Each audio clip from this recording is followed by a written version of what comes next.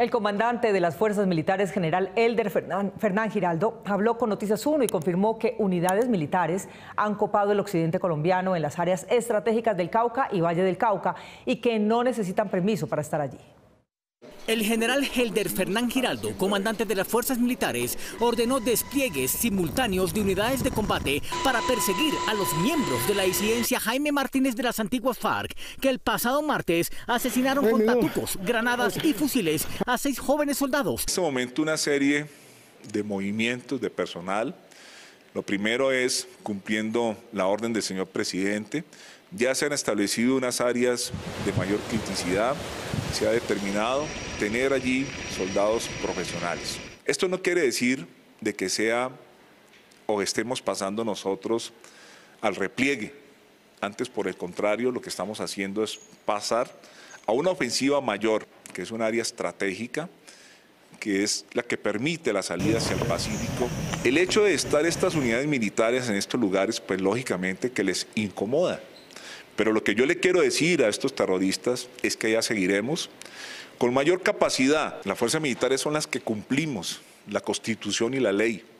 Nosotros no tenemos que pedirle permiso a un terrorista de estos para hacer lo que nos corresponde en la Constitución. La campaña militar y policial se concentrará en las áreas de mayor presencia armada de las disidencias que han atacado a los uniformados, independientemente de los planes de paz total y de sus negociadores.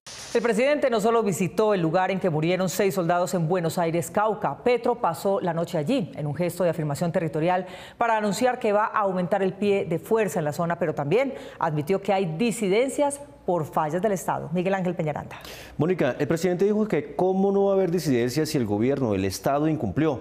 Habló del círculo de violencia que encierra a los caucanos y anunció para la zona una nueva política basada en la inversión social. El viaje del presidente Petro a la zona en que murieron bajo ataque de las disidencias de las FARC 6 soldados y quedaron heridos otros 7 no se limitó al lugar exacto del ataque, municipio de Buenos Aires, Cauca. Pernotó ahí contra las recomendaciones de seguridad como un acto de afirmación del control territorial del Estado.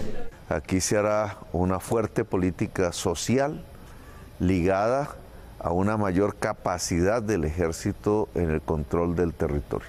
Después se trasladó a Buenaventura, en donde afirmó que existen factores que en el conflicto armado el Estado también tiene responsabilidad. Y ahora nos asustamos porque hay disidencias. ¿Cómo no iban a haber disidencias si incumplieron el acuerdo de paz? Si el Estado cuando incumple es un generador de la violencia mismo.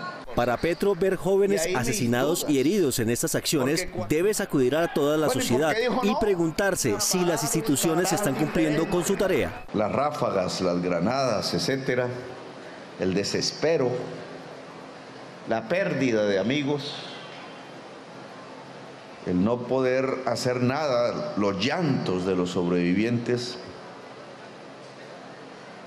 A veces, digamos, uno diría, Colombia está condenada a una especie de violencia perpetua que varía en el tiempo, que se transforma, pero no cede.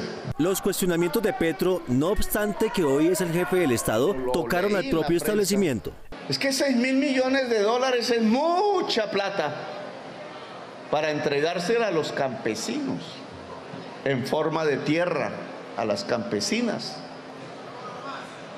Pero sí se van y se tiran un poco de plata en unas 4G de autopistas que solo sirven para importar productos de los puertos para matar la producción nacional en las grandes ciudades de Colombia. El ministro de Defensa, Iván Velázquez, anunció que habrá cambios operacionales para que sea claro que a las zonas de conflicto solo llegarán soldados profesionales con alta preparación militar. La población civil que está bajo fuego en la zona de Buenos Aires, Cauca, dice que se siente frustrada porque en la política de paz total todavía no se conoce la estrategia humanitaria que impida que los civiles sean víctimas de las balas. De acuerdo con la Corporación Justicia y Dignidad, que trabaja del lado de las víctimas del conflicto en el Cauca y Valle del Cauca, después de muchas horas de que 6 soldados que se encontraban custodiando la vereda Munchique del municipio caucano de Buenos Aires, 24 horas sin que los cuerpos de los soldados puedan ser levantados. Entonces no hay una infraestructura tampoco. Si estás en una situación de conflicto, pues el Estado tiene que tener unas medidas previas de atención La vocera de la ONG de Derechos Humanos señaló que el ataque guerrillero que tomó por sorpresa tampoco a la población civil, mientras se inician presuntamente los diálogos entre el gobierno y los grupos armados ilegales. Hay una frustración, porque sin la existencia de una política de derechos humanos, una política humanitaria previa a la implementación de la política de la paz total, va a costar muchas vidas humanas.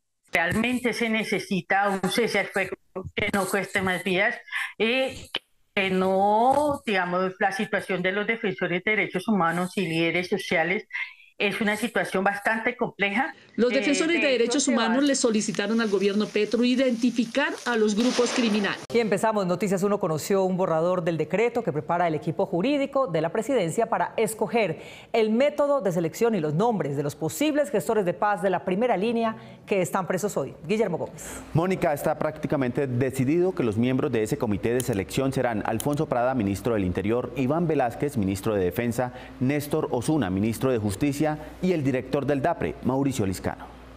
Noticias 1 conoció un borrador preliminar con el texto del que sería el decreto con que se crea una comisión para la promoción de la paz, la reconciliación y la participación ciudadana que estudiará los casos de líderes juveniles de las marchas y protestas ciudadanas que hoy se encuentran presos y que serían nombrados gestores de paz y por esta vía quedarían en libertad.